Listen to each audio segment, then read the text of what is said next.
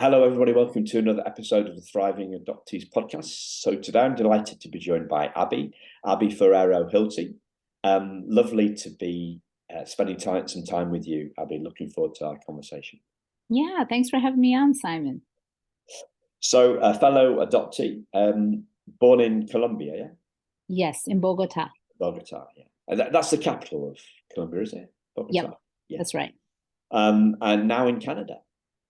With stops in the way in Switzerland, Glasgow and London. So a real globetrotter, literally. Yep, been in a lot of places, but Toronto, Canada is home now.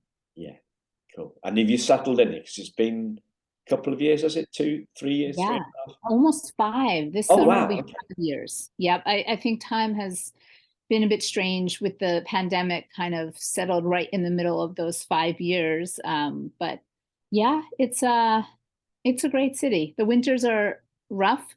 I mean, if you ask true Canadians, they're like, oh my goodness, Toronto winter is nothing, which is true compared to, Winnipeg and a lot of other places here. But for me, Colombian adoptee, I'm still freezing here, Yeah. but I love it. It's a great city. Yeah. I've just been speaking to somebody from Winnipeg, actually, literally before this conversation. Not an adoptee, but somebody, and she was saying how chilly it is. So before we hit the record button, I was sharing with you that I'm trying in the interviews with the guests, I'm trying to mine your wisdom, mine your insights, mine your learnings in the nicest possible way, so that that they can catalyze some insights among the listeners, right? And you were saying that we want to believe stuff because we think we're right. I think you said something like that. What can you put that in your own words? Yeah, for sure. So we were kind of talking about this, when beliefs are busted, right? And I think that we develop beliefs for many different reasons growing up and as adults. And we believe in something, presumably because we think we're right? We believe that that belief is correct. And a lot of people, most people, myself included, we don't want to have that belief busted. We don't really want to be shown that that's wrong, because we've been living by that belief for however long.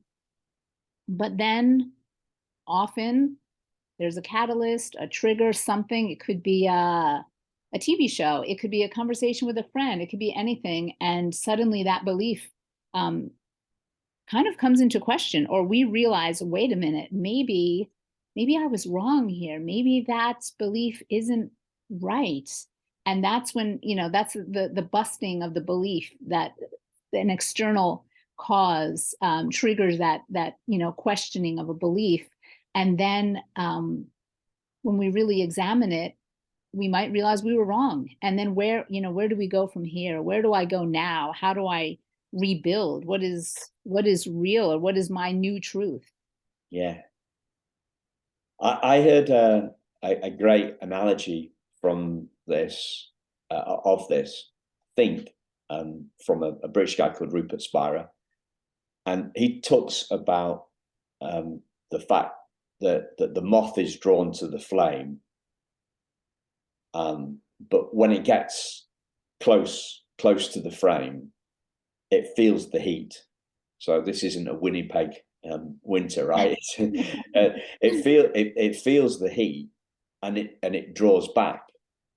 So there's this and then it goes again, right? It draws back and it goes again until it actually is consumed in the fire. So this is another metaphor, is like a similar sort of thing. A metaphor for beliefs is that they're like the bouncer on our brain, right? Mm-hmm. So like the doorman. Yeah. You're not coming in here, and I'm thinking about one night I've only been to Glasgow once. It was a bachelor party, or what we call in Britain a stag do, right? So, you know, you have these big, hard, tough Glaswegian bouncers, and, you know, you're not coming in here. So our beliefs act like that. So, you know, we hear something, and the bouncer on our brain says, no, this doesn't stack with my model of the world. So yeah, there's a pain, really. There's a pain that we go through when a belief is challenged. Right? Yeah, there's that kind of approach and retreat, right? And I think there's a lot of metaphors for that along the adoptee journey. You know, we approach things only so much as we can at any given time, and then it becomes too much. We get a little too close to that flame and we retreat for a while. And then it could be days, months, years, and then we're drawn again, and then we approach again. I remember really early on when I was a teenager, I had a therapist who always used to say, you know, feelings are never wrong, but beliefs, they can be wrong, and they really need to be questioned, you know, again and again. So if you feel sad, if you feel angry, your feelings aren't wrong, but the belief system perhaps that has led you to those feelings, your belief system behind all that, that can be wrong, and beliefs can and should be questioned along the way. Yeah. So, what have your most significant belief busting moments been? Oh, that's a really good question. Belief busting moments. I don't think I can say I ever really felt like my personal adoption or adoption in general was a good thing, and then that belief was busted to realize that it is really like a system of oppression. I think in the back of my mind there was always that feeling that something wasn't right, that it didn't really make sense. So I don't know. I think I would say that therapy has been super helpful to me, and I know a lot of people, and I'm talking in general, not just specifically the adoptee community at all, just in general. You know, I think therapy is still almost a taboo topic, right? Oh, you need therapy. Oh, you're in therapy. You need help. You know, oh, then that must mean, oh, your parents must have done a number on you, or something must have caused you to need this, right? I think mental health is still a big taboo topic. So maybe belief busting in terms of, you know, realizing that therapy has been super helpful to me along my journey, and that at different times, different therapies, different therapy modalities, and even different therapists themselves have been either right or wrong for me in that time. So I guess the belief busting for me there, sorry, I'm getting to it as I speak, is that, you know, realizing that my therapists that I've had along the way, and all therapists, like everyone else, they're just people. They are not, they're not perfect. And sometimes they may not be a perfect fit for any individual client at any specific time. And sometimes you realize, you know what, it's time to move on from this specific therapist, or maybe this therapy modality, and look for something new in order to progress further, right? In order to, I don't know, get a little closer to that flame. I think we're drawn to that because there's something there that we need or want, or it's like your analogy of the club in Glasgow, right? You want to get into the club, but you're afraid of the bouncer.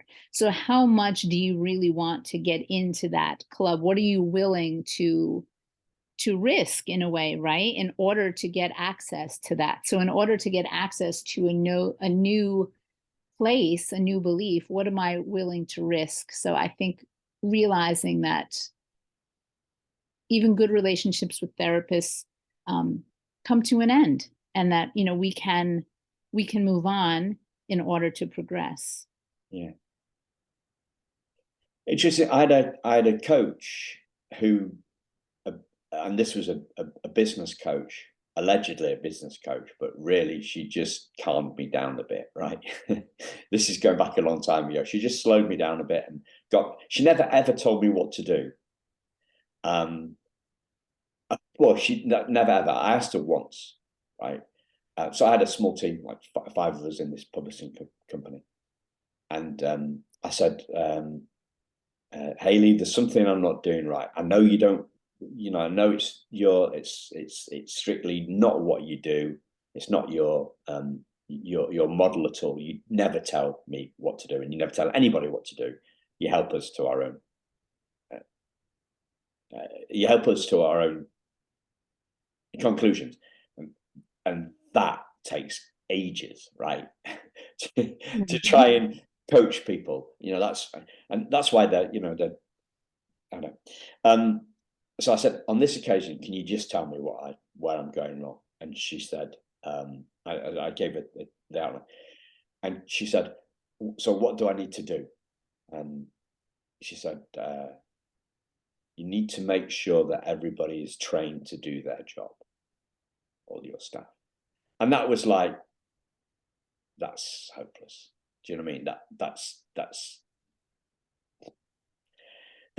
not going anywhere. That's just too vague. It's like she's just given me a brush off. Yeah. How there's a right way to wire a plug, but will everybody be ever trained to do their job? It's not a yes or no. It's a spectrum thing. So, but she helped me, but then I outgrew her because we didn't.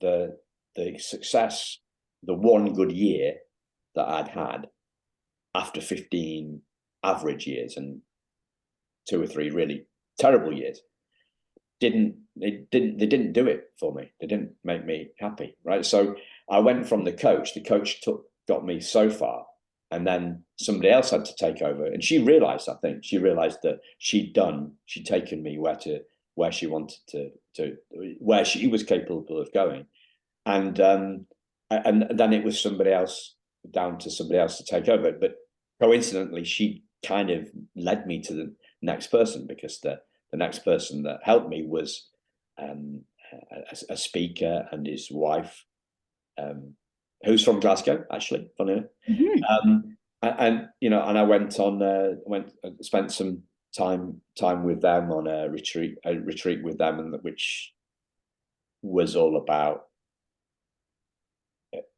who we are and who we're not, and what makes us happy, and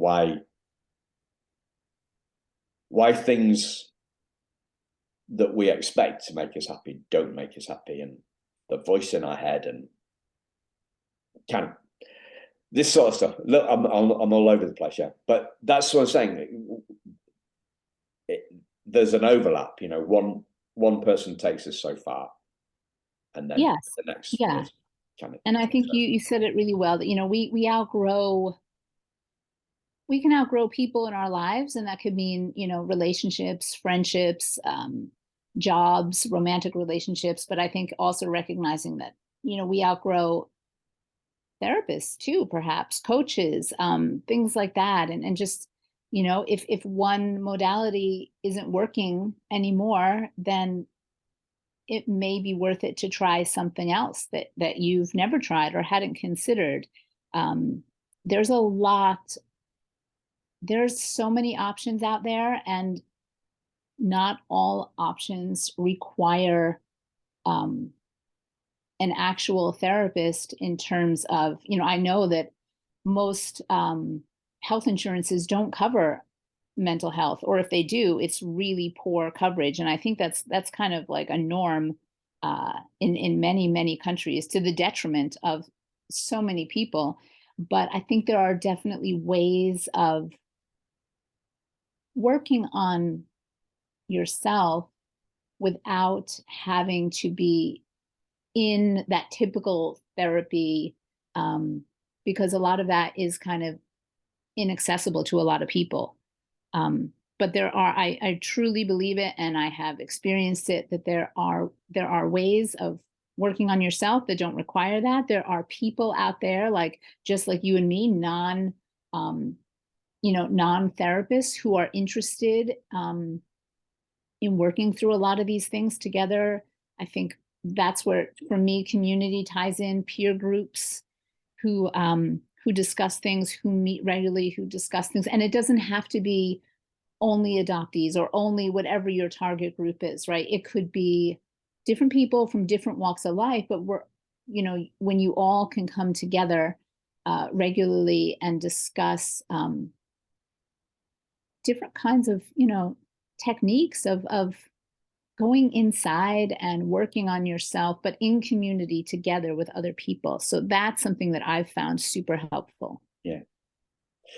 So when I listened to you on Haley's podcast, you talked about finding in-person groups. So how do you see the distinct, how are they distinct, the in-person groups, compared to the virtual groups? What do you think what do you think are the differences between the two?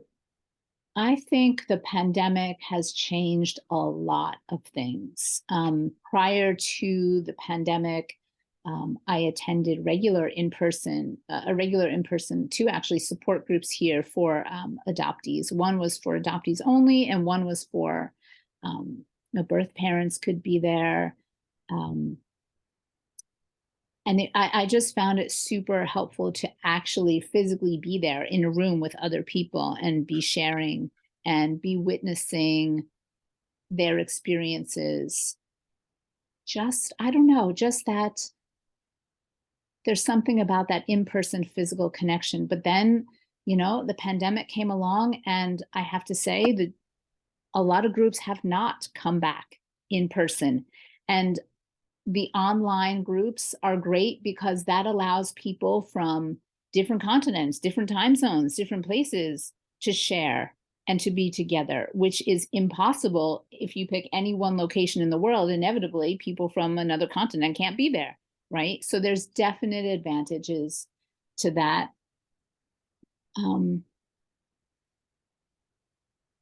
I love in person, but I also see that, that I'm involved in a peer group right now, an internal family systems peer group, and the members are in 2 different countries. We're in very distant locations geographically from each other, so an in-person weekly meetup would be impossible. So having this opportunity to be online together really opens up a lot of avenues and a lot of doors that aren't possible in person. So they both have their advantages and disadvantages as well, maybe. Yeah. There's something about the energy, isn't there? The energy, yeah. The feeling, the group energy. We can feel group energy when we go into when the bouncer lets us in or not, right? We can feel the group energy in all these different settings, and we can feel where we're feeling comfortable and where we're not. I was also thinking that they've got the virtual, the Zoom rooms groups, and you've got the in-person groups, but then you've also got those Facebook groups, which seem to be like a county mile away. They're just it's just well, there's so many of them that are trauma dumping, trauma bonding, venting, and doesn't seem to be. I haven't found one where there's a lot of healing going on. Yeah, I think in groups like that, as well as on other spaces like Twitter, at least I have to be really selective about which groups I want to stay in. Maybe I'll join more, and then you're there for a little bit and you're like, nope, this isn't a safe space for whatever reason. This isn't for me. And to be able to just be like, you know what, I can walk away. On the other hand, I think some of them bring together some extremely knowledgeable and experienced people. I think they often bring up really good discussions if you find a decent group with, and I think a key to that is also the admin or the moderator of the group. You know, some groups, they have 3 admin who are never there. Like they're just kind of figureheads. But then you have groups that maybe have 1 admin, and that person is active. That person is really good at, I don't know, making sure that the right people for the group are admitted, making sure that people feel safe in the group, making sure that information is shared in the group. So I think it really depends on the admin, and maybe also the place that I am as an individual at any given moment. Today, this group is right for me, but you know, last year this wouldn't have been the right group for me, I think. And maybe that comes back to the whole belief system, right? What were my beliefs before and what are they now? And where do I see myself slotting into some of these groups? Yeah. So you mentioned kind of belief busting or belief changing. So how would you see your what shifts have you kind of seen in your own beliefs, would you say, through as big or as little time? I would say beliefs in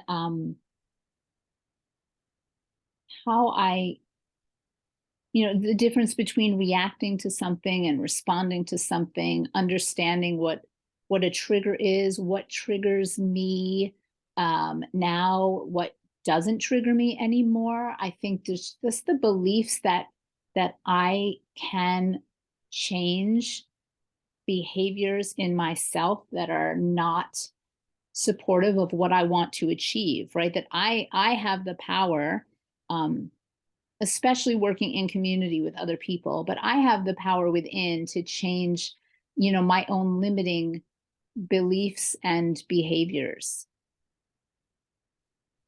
Yeah. As opposed to, well, I suffered trauma and therefore this is the way I react. Okay, that's true. And especially as young children, if you've experienced certain traumas and certain things, you automatically develop behaviors that will help you to survive. You have survival behaviors that are extremely important. But as we grow up and we become adults and we recognize that those survival mechanisms are no longer helpful, right? Now actually that behavior that saved me is really holding me back from what I want to achieve in anything, right? In relationships, in career, whatever it is. And just realizing I don't need to hold on to those things anymore.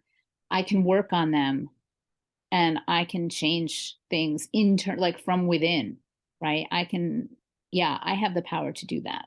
Yeah. Can you give us an example of that, Abby? An example, I would say just, I've done different types of therapy. I've done talk therapy, which I think helps to a certain extent, or helped me to a certain extent. And then taking it from there, working with different modalities such as IFS, internal family systems, and EMDR. Oh, now you're going to challenge me to remember what that stands for. It's I think eye movement desensitization reprogramming, something like that. Oh my goodness, I'm sure I'm butchering that, but it has to do with eye movement. So doing, working on those things has really changed the way certain memories and events in my life have affected my current behavior. And I mean, just an example, I was in a shop with one of my children, and a man came in the shop, and it was obvious that he wasn't going to buy anything. And the staff came over, they were really nice, and they said, "Can we help you, sir? Can we help you with anything?" And very soon after that, and for whatever reason, I didn't hear their exact dialogue, but a fight broke out, like a physical altercation between the staff and this man. And my child and I were in the direct path. I could see, because I was facing the altercation, I could see that things were headed towards us, and that we were not, based on where we were standing, we were not going to get away without being hit in some way by this altercation. And we were fine. We didn't, no one sustained any major injuries, thank goodness. They got the man out of the store. It was really upsetting to me, to everybody. I think that there were a couple of minutes after, they got the man out of the store, that there was just, and this was like a busy day on a Saturday in the middle of the afternoon, there was kind of like a hush, and nobody knew really what to do. And then I think the store manager kind of just said, okay, is everyone okay? Just kind of took stock of everything. And, he's out. We're going to call the police. So everyone is safe now, just kind of, checking, and everything was fine. And I'm looking around at everybody, and they're starting to go back to their conversations, starting to go back to what they were doing. And I am crying. I'm talking, I got my mask on, and there's just tears, and like I am uncontrollably crying. And at the same time, I'm thinking to myself, this is a trauma response of mine. No one else is, everyone has been shocked, but no one else is responding in this way. It's just me. And I was also at the same time thinking, I don't have any anger or animosity. This person was clearly somebody who needed help, who wasn't getting that help, and this is the result of that. So it was really upsetting in the moment. And then, I kind of gathered myself, and I was okay. We finished what we had to do. We left, we went home. And then 2 days later, I think it just so happened or whatever, that I had my therapy session, and I was relating this incident, and it didn't bother me anymore. Like I thought that talking about it was going to upset me, but it was gone. Like I dealt with it in that moment through like letting myself cry, realizing what the response was. And then it was gone. Like somehow internally I had processed it in the moment. And I think previously it would have been something that I would have rerun in my head again and again and again, but that didn't happen. It was just, I processed it in the moment while it was happening, and then it was done. Yeah. So there was a shift in you. Yeah. So if that had happened, is what you're saying that that thing, if that event had happened 10 years earlier, it would have, the aftermath would have gone on longer. Exactly. Yep. So you were able to, you had a, sorry.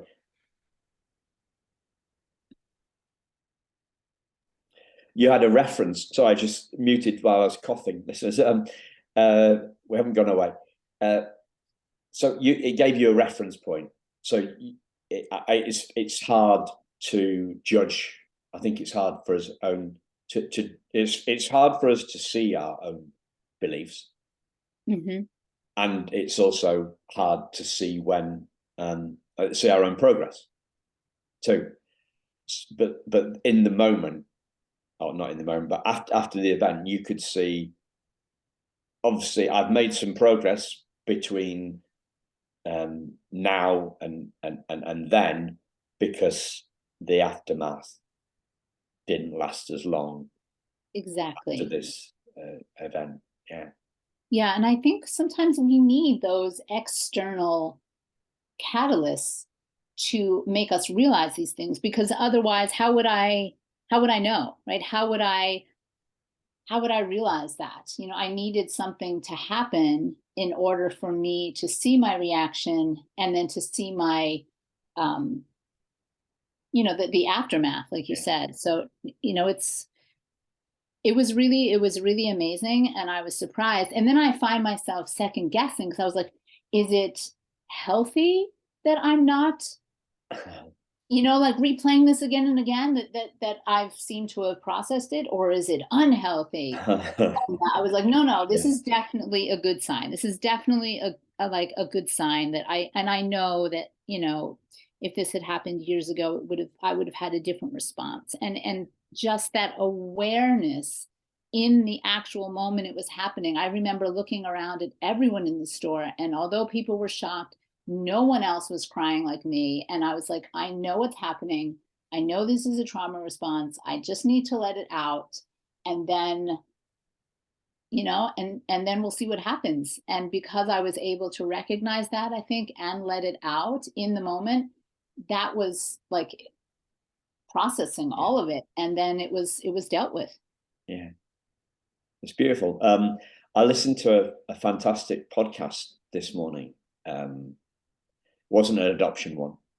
It's more of a, yeah, but belief system one, mindset kind of one.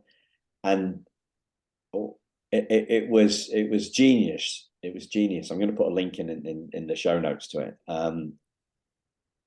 So the you've heard the "I'll be happy when" kind of thing, you know. Mm-hmm. Like, so we've all got an "I'll be happy when." We live in a society and a culture in the West is "I'll be happy when." So I'll be happy when I get a new job. I'll be happy when I get married. I'll be happy when I pay my mortgage off. I'll be happy when when this one's for me, right? When I lose the little muffin tops that I've got on the back of my right, at the top of my jeans, so I can fit into speedo budgie smugglers. You know, we all have this. Yeah, sorry, I shouldn't. That's going to be stay with you. Brush. We've all got this "I'll be happy when" thing, and I was thinking, like, what's the adoptee equivalent one, right? So I'll be happy when um, I I'll be happy when I find my birth mother, could be one of them.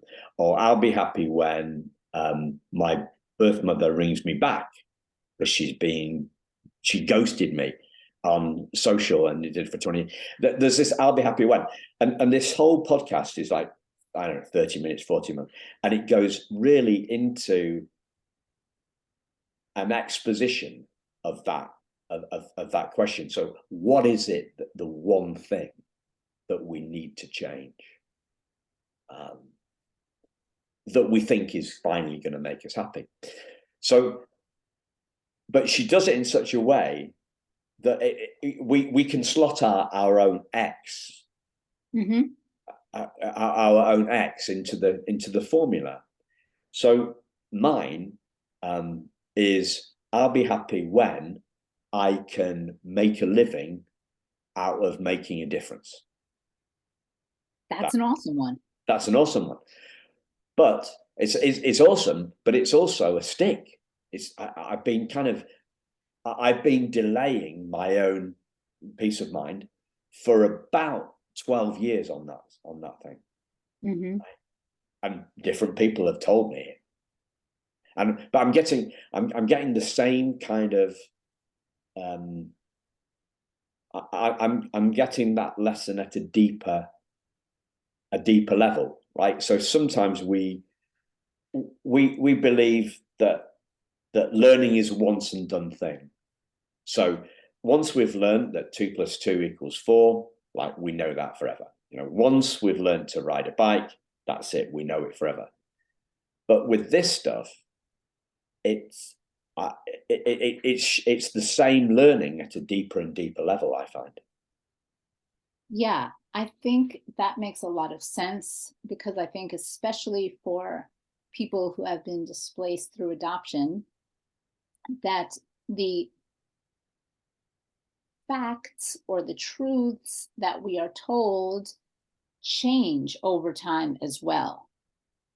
So, you know, some people were given the story of, um, you know, your mother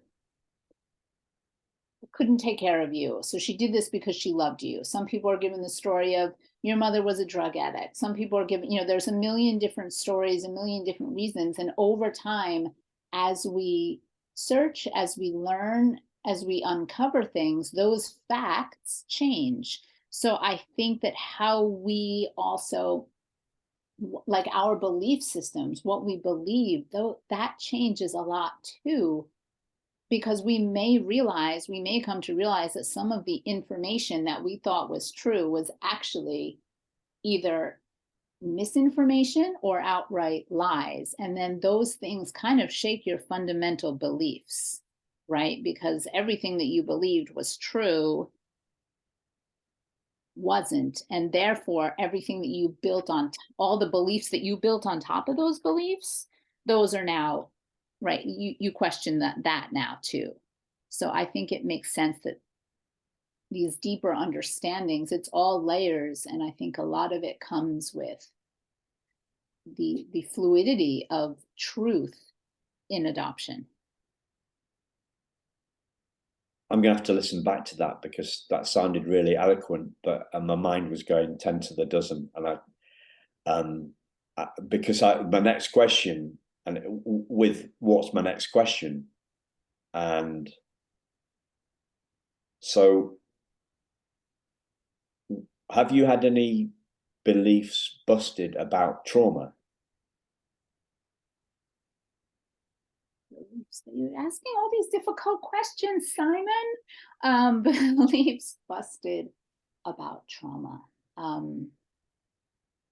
mean, there's, I would say, the fact that a lot of people didn't and still don't believe that a baby or a young child before what we think is the age of permanent memory, like let's say before the age of 2 or 3, we're like, oh my goodness, that child was so young, that baby was just a baby, it can't possibly remember what happened, so there can't really be trauma there because it was a baby. But and I think a lot of adoptive parents were told that. They were told, don't worry about it, just love this child and it won't remember anything and you will become its whole world and it will all be fine. So it's kind of the denial of trauma that has been busted for me, for sure, because I definitely believe, I mean, I was adopted at 3 months, right? And I was taken from my mother literally at birth. So, one could definitely argue, well, you don't have any memory of her. But I truly believe, and there have been many studies about how babies, like newborn babies, they recognize their mother's scent, they recognize her picture, even though they've never, or they haven't had a lot of time to see her because they're newborn, they've been inside of her. So I really believe that there is trauma associated with early separation, maternal separation, and that trauma is compounded by all of the other practices in place around adoption, right? Being then not just separated from your mother, but then being brought into a family of strangers and being, which is normal practice, being renamed, being, told that this is your mother, your father, your sister, whatever it is. That that a lot of trauma is compounded upon the original separation trauma, and that those things are real indeed, and that they do have long-lasting effects, and they cannot just simply be conquered by love. So yeah, that's what I would say. So I thought I was stuck with it. Mm-hmm.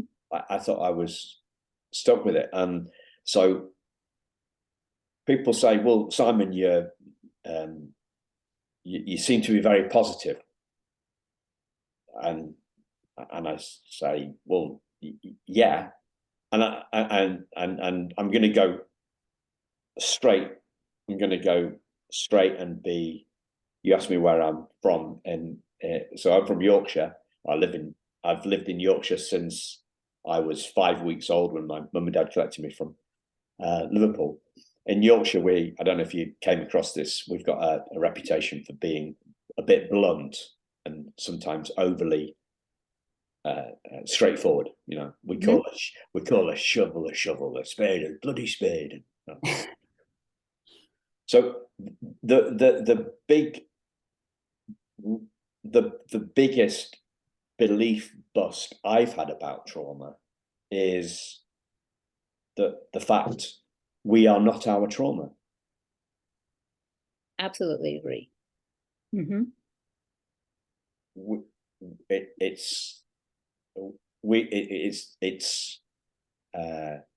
So people look at trauma from perhaps two main perspectives.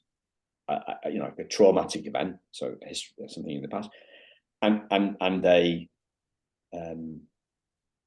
a current feeling and a lived experience. So when that stuff was kicking off in the shop, you had that triggered some trauma, some very intense feelings. So feelings, the essence of trauma, I think, is a feeling, really. So we're not our trauma. The reason that we're not our trauma is because we're not our feelings. Right? And feelings aren't permanent, right? Like feelings are permanent, momentary, right? They last for a relatively short moment in time. It could be seconds, minutes, hours, but it's not a permanent state of being. Yeah. So, but this goes back to my kind of once and done thing. Yeah. So we think, I've heard somebody say, you know, beautifully and eloquently, as what you've just said. I've heard somebody say, our feelings don't last forever. I think I'm ready. I think I've heard that before. I've felt the separation between me and my trauma, but it's come back again. So because we think that learning is once and done, whereas trauma gets triggered.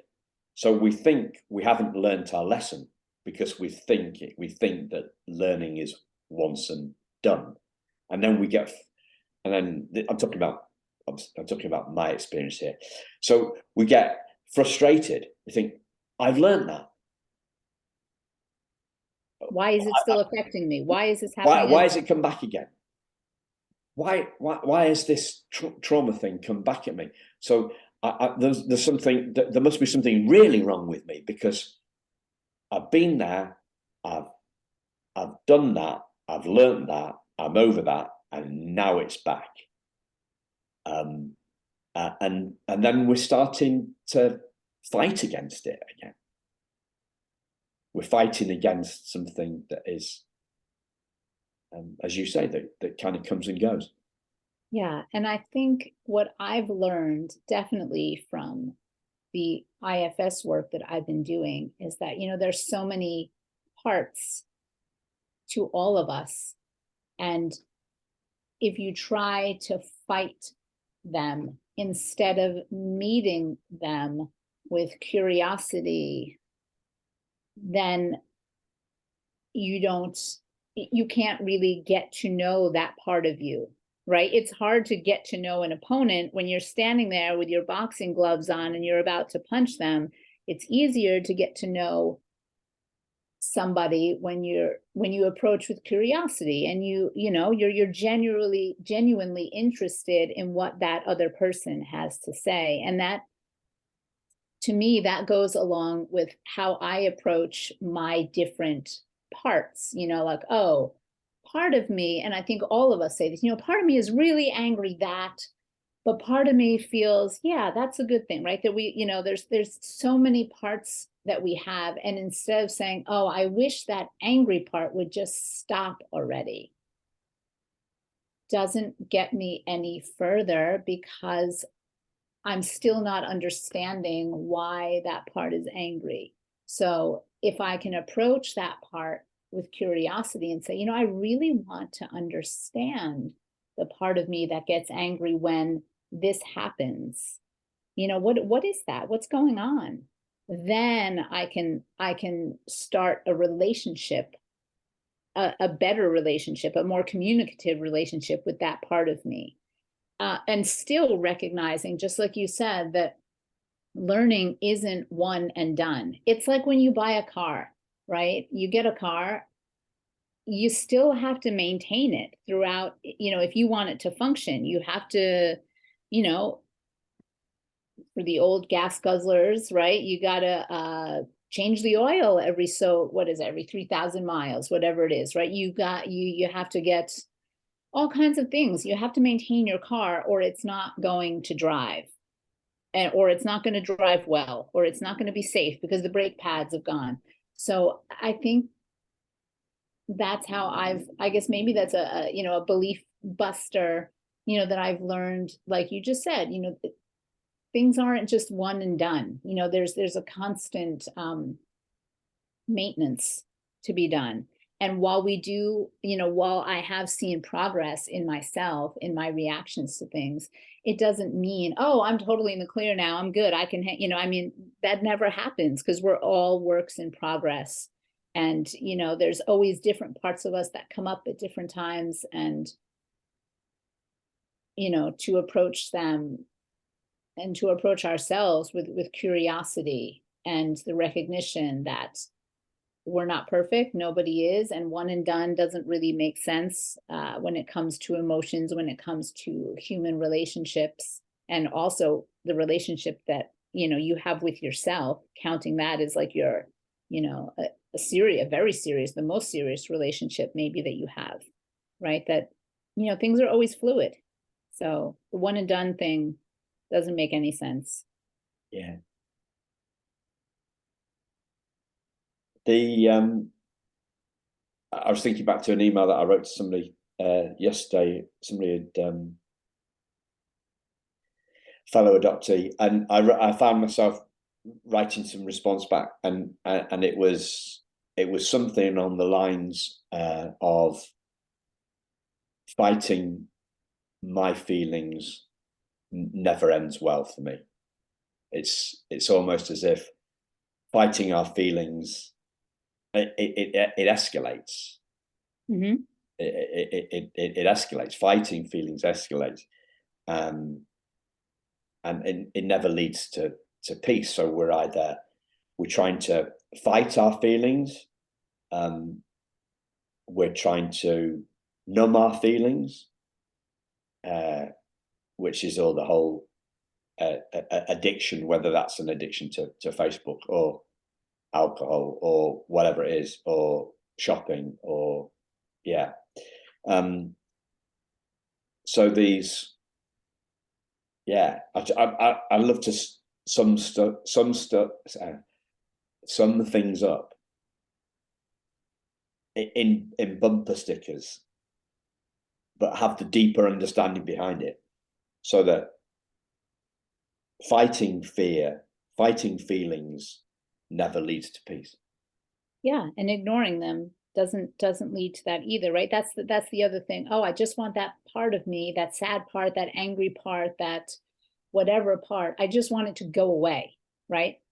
That doesn't make it go away, because we can say that for years, and realizing I've been saying the same thing for years and it hasn't gone away. Maybe that strategy doesn't work, right? So I think it has to be approaching it, recognizing it, respecting it, and approaching it and trying to understand it is going to lead to a better outcome, whatever that outcome is, than either fighting it or wishing it away and ignoring it, or trying to numb it, cover it up. I was talking to a fellow adoptee yesterday about this, and he reckons that the majority of adoptees are trying to ignore it. And I thought, oh, that's an interesting one, because obviously I'm in a space where everybody's working on themselves, or have worked on themselves, or want to come on a podcast talking about it. So they are definitely not ignoring it, right? So but my part, and so this was a real eye opener for me. I thought, oh, he's saying, well, we're trying a few different things, and he said, I want to reach the people that are ignoring it. Well, I mean, we're told to ignore it, right? Like, we are told, this is your right. family now. These are the people who love you. You should be grateful. You should be happy. So we're told to ignore the fact that Wow.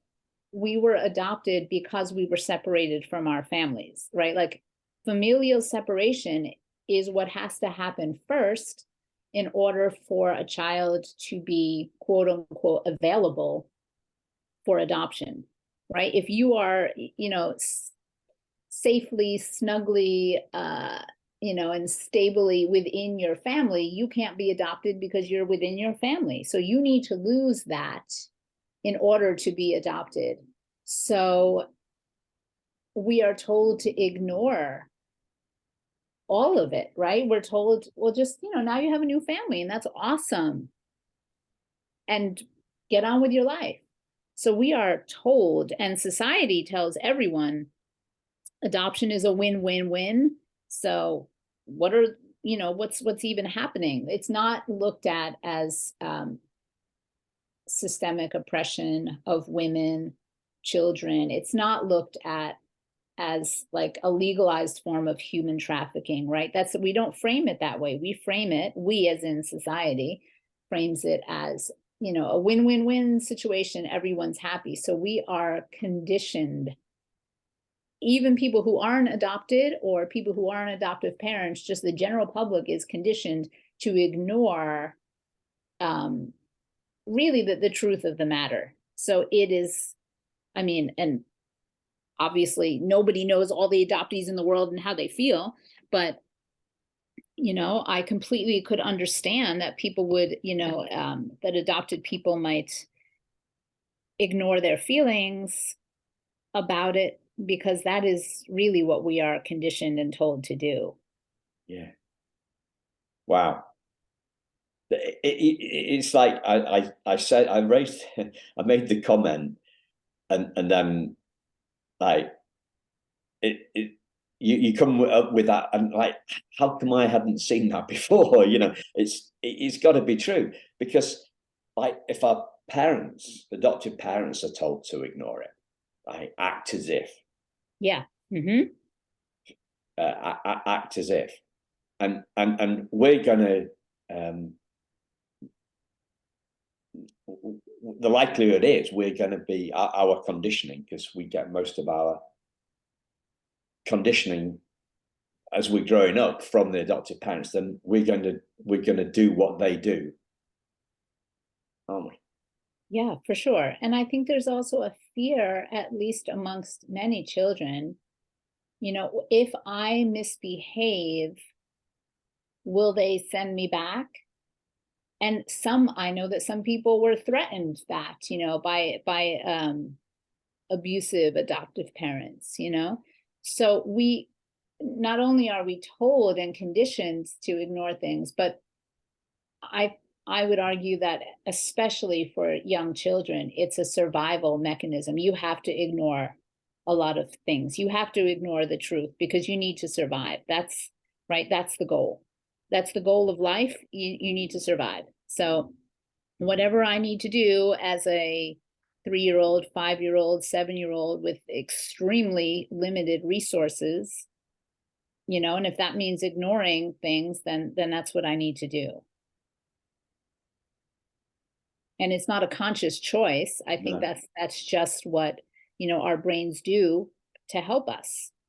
And then that's the thing that I know that I need to work through. All of those things. I don't need to just survive anymore, because now I'm an adult with resources, with an education, right? With opportunities, and a lot more capacities than I had as a child. So now it's my turn to recognize that, you know, there are things that I don't want to ignore anymore, because they're holding me back. Yeah. But it's a hard realization, because it's not always fun to work through all of those things, right?